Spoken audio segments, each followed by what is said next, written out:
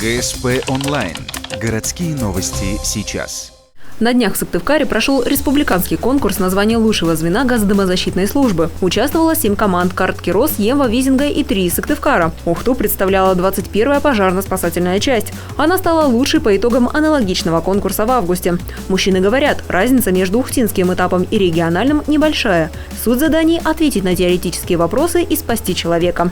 Манекен Яшку спускали с 3-го этажа и вытаскивали из задымленного помещения. Все задания усложнили. В теплодымокамере была дана вводная о неисправности аппарата газодомозащитника. И, соответственно, звено ГДЗС должно было одеть спасательное устройство на, так скажем, пострадавшего, вытянуть свежий воздух, поменять баллон, аппарат, и снова зайти на поиск пострадавшего. И поэтому результат показали, я скажу, удовлетворительный, потому что, несмотря даже на то, что ввелось новое упражнение, время показали лучше, чем здесь, без этого упражнения. Несмотря на это, ухтинцы заняли 4-е место. Говорят, высокая конкуренция. Например, одна из сыктывкарских команд выступает в одном составе 7 лет. От нашего гарнизона всегда отправляют разных пожарных. Все для лучшей отработки нестандартных задач.